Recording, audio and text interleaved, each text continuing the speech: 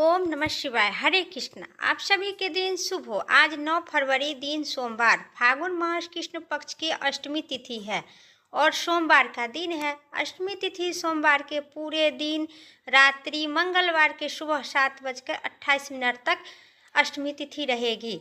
9 फरवरी को आज सीता माँ का जयंती भी है, सीता जयंती। साथ ही सोमवार का काला अष्टमी भी है। 9 फरवरी के रात्रि 12:57 तक वृद्धि योग रहेगी। इस बीच में आप शुभ काम कर सकते हैं। आज सुबह 7:03 पर सूर्य उदय होगा और सूर्य अस्त शाम 6:06 पर होगा। प्रत्येक वर्ष फागुन मास कृष्ण पक्ष के अष्टमी तिथि को सीता माता का प्रगट दिवस मनाए जाते हैं।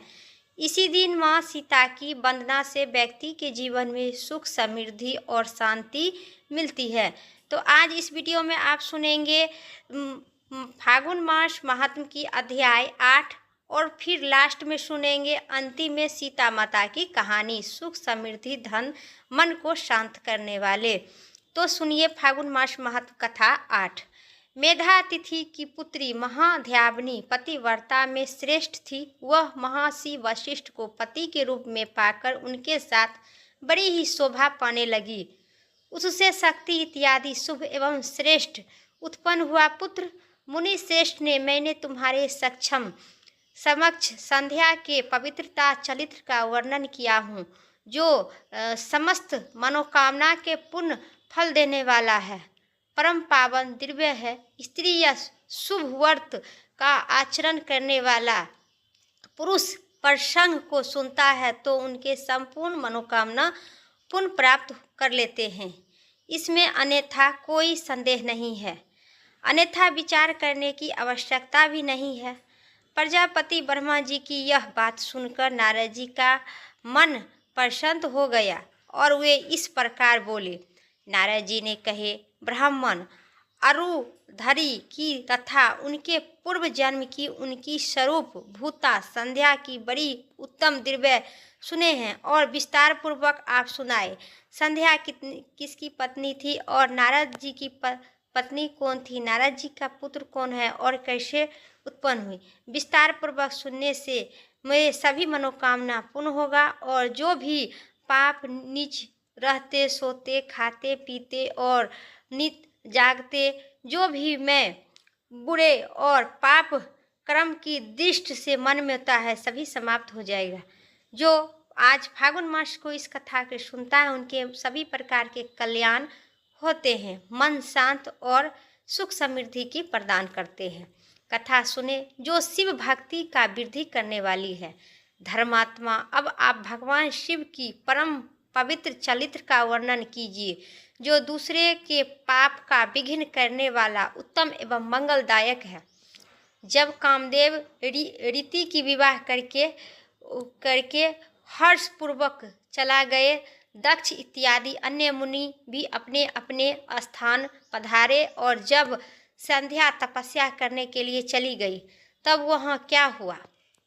ब्रह्मा जी ने कहे, तुम धन्य हो, भगवान शिव के सेवक हो। शिव की लीला से युक्त जो उनका शुभ चरित्र है उनमें भक्ति पूर्वक सुनो। ततः पूर्वक मैं एक बार जब मोह में पड़ गया और भगवान शंकर के मेरा उपहास किए तब मुझे बड़ा भोक्ष हुआ।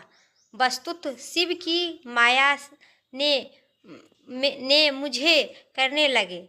इस प्रकार सो बताता हूँ, सुनो। मैं उनकी स्थान पर गए जहाँ दक्ष राज मुनि उपस्थित थे, वहीं रीति के साथ कामदेव भी थे।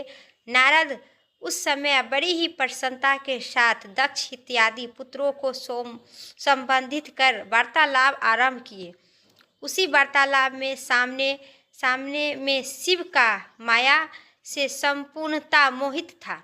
अतः मैं कहा, पुत्रों, ऐसा प्रयत्न करना चाहिए जिसमें भगवान महादेव जी की किसी भी कामनीय क्रांति वाली स्त्री का पुण्य ग्रह करो।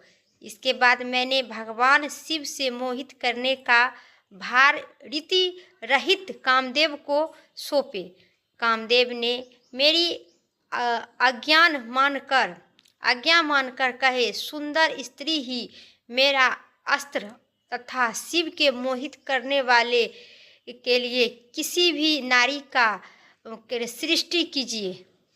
सुनकर मैं चिंतित में पड़ गए और कहने लगे, मैं कौन सी स्त्री, कौन सी भगवती को हम सृष्टि करे जो कामदेव के साथ मोहित रहे और शिव का यह ध्यान भंग करे। फिर मैं सोचने लगे, जो यही कामदेव नारी और सम्मान पूर्वक संभोग पूर्वक कामदेव का शिव की ध्यान भंग करने के लिए कामदेव और रीति नित्य करने लगी। नित्य करते करते भगवान शिव की तीसरा आंख खुल गया।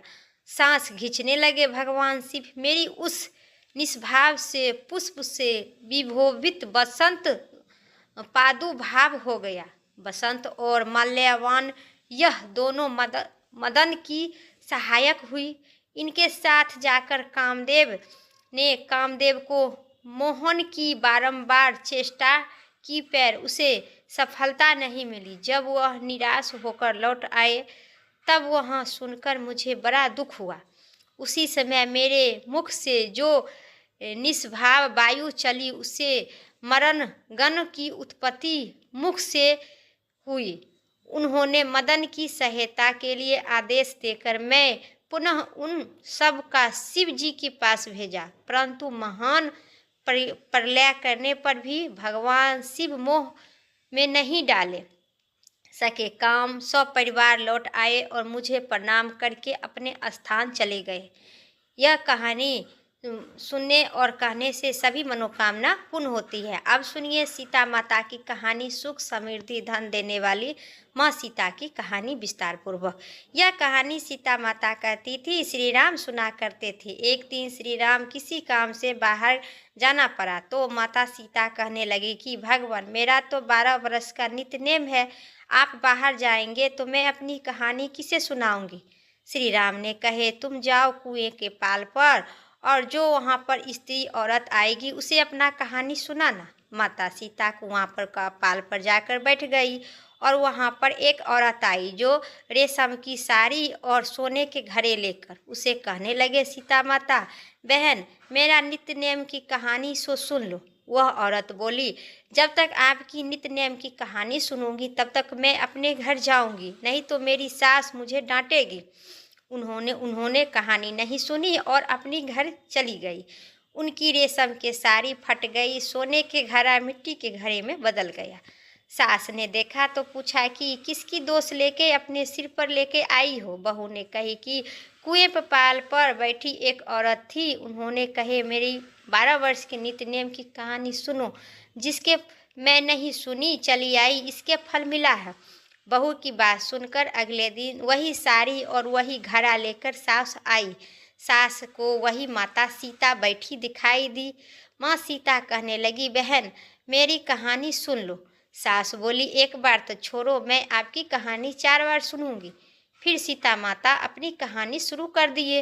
राम आए, लक्ष्मण आए, देश की पुजारी आए, नित्य नेम की नेम लाए, आओ राम बैठो राम, तपसी रसोई जी को राम, माखन मिश्री खाओ राम, दूध बतासा पियो राम, सूत के पलंगा मोठो राम, साल दुसाला ओठो राम, साल दुसाला पोठो राम, जब बोलू राम ही राम, राम सवारे सबका काम, खाली घर भंडार भरे, सबका बेड़ा पार करे, श्री राम जय जय राम। सास बोली, बहनी कहानी तो बहुत अच्छी लगी। कहानी सुनकर सास घर चली गई। उनकी साड़ी फिर से रेशम में बदल गया, मिट्टी के घड़ा सोने के घड़ा में बदल गया। बहू कहने लगी, माँ जी आप ये सब कैसे कर लिए। सास ने कही कि बहू तू दोष लगा कर आई है, मैं दोष उतार कर आई हूँ। फिर बहू ने पूछा, माँ जी उस कुएं के पाल पर कौन औरत बैठी थी, उनको आप देखे, कौन थी वह स्त्री। फिर सास बोली कि वे सीता माता थी, वे पुराने घरों के नए में कर देते हैं, खाली घर भंडार भर देते हैं, वह घर में लक्ष्मी के वास कर देते हैं, आदमी की जो भी इच्छा होती है वे पूर्ण कर देते हैं। बहू बोली, ऐसी कहानी तो मुझे भी सुना दो। सास बोली, ठीक है तुम भी कहानी सुनो। सास ने कहानी शुरू की। राम आए लक्ष्मण आए देश के पुजारी आए। आओ राम बैठो राम तब सी रसोई जी खो राम। माखन मिश्री खाओ राम दूध बतासा पियो राम।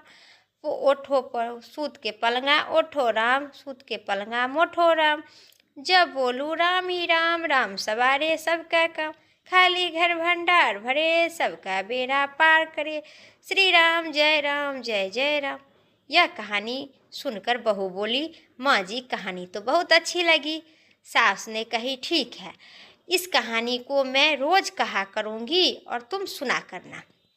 सास बहू रोज सवेरे उठती थी, नहा धोकर पूजा करने के बाद नित्य नेम की सीता माता की कहानी कहती थी। एक दिन उनके घर एक पड़ोसन औरत आई और बोली कि बहन जरा सा आँच देना। तो बोली कि आँच अभी तो नहीं हमने लगाई है। पड़ोसन ने कही कि तुम सुबह 4 बजे उठकर क्या कर लेती हो, फिर आँच नहीं लगाए हो। उन्होंने कही कि सुबह उठकर हम दोनों सास बहू पहले नहा धोकर पूजा करते हैं, फिर माता सीता के नित्य नेम की कहानी सुनते हैं। पड़ोसन ने उनकी बात सुनकर फिर कही कि माता सीता की कहानी सुनने से कहने से तुम्हें क्या मिलता है। बहू बोली, माता सीता की कहानी सुनने से जिनको खाली घर भंडार भर देते हैं, घर में लक्ष्मी का वास होता है, जो मनुष्य के जो इच्छा रहती है सीता माता पूर्ण कर देते हैं। पड़ोसन ने कहे कि वाह, ये कहानी तो बहुत अच्छी है, मुझे भी सुनने हैं। मैं भी बताओ क्या बजे आऊँ, आप दोनों हमें सुनाओ, क्योंकि सीता माता जो मनुष्य की जो मनोकामना रहता है वो पूर्ण कर देते हैं। तो वह बोली, पड़ोसन ने बोली, सास बहू ठीक है, आप आइए नहा धो के पूजा करके सवेरे सवेरे पहले सीता माता की नित्य नेम की कहानी सुन लीजिए, फिर अन्य जो भी इच्छा होगा आपको माँ सीता पूर्ण कर देंगे।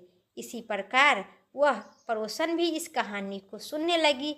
फिर उस कहानी के सुनने से फिर कहानी शुरू की। फिर राम आए लक्ष्मण आए देश के पुजारी आए। आओ राम बैठो राम तब सी रसोई जी को राम। सारी कहानी कहने के बाद पड़ोसन कहने लगी, बहन कहानी तो मुझे भी अच्छी लगी। अब पूरे पड़ोसन भी नित्य नेम सीता माता के कहानी कहने लगी। कहानी कहने से सीता माता पड़ोसन के भी भंडार भर दिए। अब तो पूरे गांव मोहल्ले में नित्य नेम की कथा चल पड़ी और सभी सुनने लगे, हर घर हर ग्राम हर वासी में। भगवान सीता मैया सभी को मनोकामना पूर्ण किए। सीता मैया की जय। हे सीता मैया, जैसे उनके घर भंडार भरे पड़ोसन के, वैसे ही जो कथा कहते हैं, जो कथा सुनते हैं, हुंकार भरते हैं, सभी को मनोकामना, सभी को भंडार भरना। प्रेम से कहिए सीता मैया की जय। आज की कथा इतना ही तक, और आगे कथा कल सुनिएगा। वीडियो अच्छी लगे तो कमेंट बॉक्स में सीता मैया की जय, और चैनल पर नए हैं तो सब्सक्राइब करके बेल आइकन की घंटी जरूर प्रेस करें।